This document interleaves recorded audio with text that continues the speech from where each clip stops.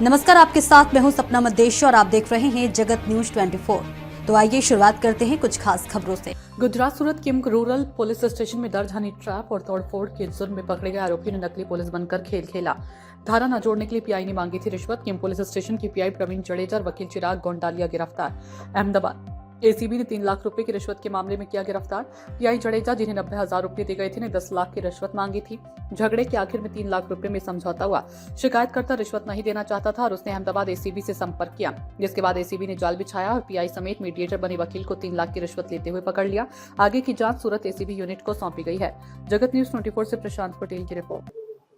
कि गत रोज अमदावाद शहर एसीबी પોલીસ સ્ટેશનને ફરિયાદ મળેલી કે કિમ પોલીસ સ્ટેશનમાં એક હની ટ્રેપ અને ખોટી પોલીસની ઓળખ આપવા સંદર્ભનો ગુનો એક રજીસ્ટર થયેલો, જે અનુસંધાને ફરિયાદીના ભાઈ જેઓ પાસે કિમ પોલીસ સ્ટેશનના પોલીસ ઇન્સ્પેક્ટર પ્રવીણસિંહ જાડેજા તથા એક પ્રજાજન ચિરાગભાઈ ગાંડલિયા જે વ્યવસાય વકીલ છે તેઓ પાસે પ્રથમ 10 લાખ રૂપિયાની માગણી કરેલી અને રકઝકના અંતે 3 લાખ રૂપિયા નક્કી થયેલા, જે 3 લાખ રૂપિયાની લાંચ લેતા એ વકીલ તેમજ પીઆઈ જેઓની ધરપકડ કરેલી છે અને આગળની કાર્યવાહી હાથ ધરવામાં આવેલી છે। સર, આ લાંચ શા માટે માંગવામાં આવી હતી અને આખી ડીલ શું હતી?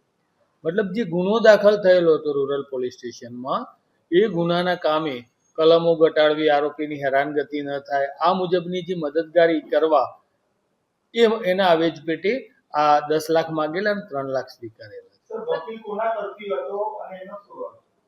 વકીલ એ મિડલમેનની ભૂમિકામાં હતા અને એ પીઆઈ તરફે એમણે ટૂંકમાં જે રકમ નક્કી થઈ એમાં એમનો રોલ હતો। સર, કેસ કયો હતો? કયા કેસમાં?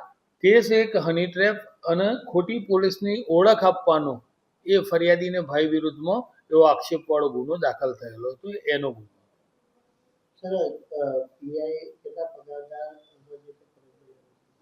પીઆઈ 2013ની બેચના પીએસઆઈ તરીકેની ભરતીના છે। હાલમાં તેઓનો 90,000 પગાર છે।